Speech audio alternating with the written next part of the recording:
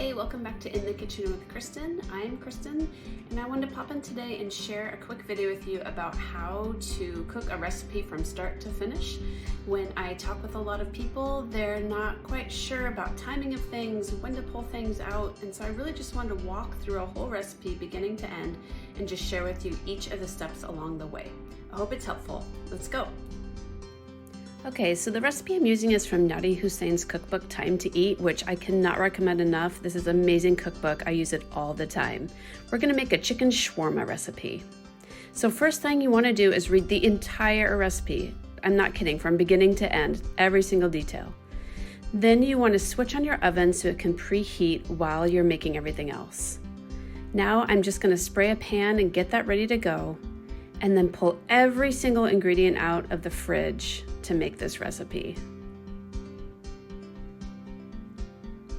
The next step is all of the spices I'm going to use. This recipe calls for a ton of spices, so I grab all of those out of the drawer first, and then I measure each one out into the bowl so that it's all complete and ready to go. It's best in a recipe just to do all of the things in batches, one at a time, so that you're not running around trying to measure everything out when other things are cooking.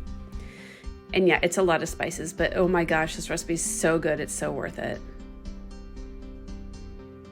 Next, I'm just prepping the chicken. I'm trimming off all of the fat and getting all of it into smaller bits and pieces because I'm gonna be baking it in the oven. And so I just wanna get it into some bigger chunks and get that ready to go. Chicken can be messy, but it's not as intimidating as you might think it is. And then when you're done, make sure to wash your hands after handling raw chicken. Next, I'm putting all that chicken in a bowl, and then I'm gonna mix all of those really good spices in with it, adding a little bit of oil, and just give it a really good stir to really mix it in. I think Nadi uses her hands. I ended up using a spoon because I didn't want to get so dirty. Then put the chicken in the pan that you already sprayed down and just kind of layer it in there. You can see my dog Appa in the corner. He's my little sous chef, and he was very excited about that raw chicken.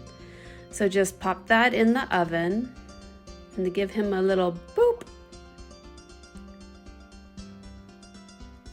Next, while that's cooking, I take an opportunity to clean up my kitchen, just clear off my space, put the ingredients away that I'm not using.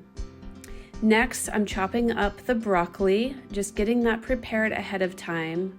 And all of this is while the chicken's cooking, so you're multitasking right now. Then I'm chopping up some parsley, getting that ready to go too, because what we're making here is a bit of a slaw using broccoli. Then you can see me, I'm reading the recipe again, read it all the way through again. Now I'm mixing up some Greek yogurt.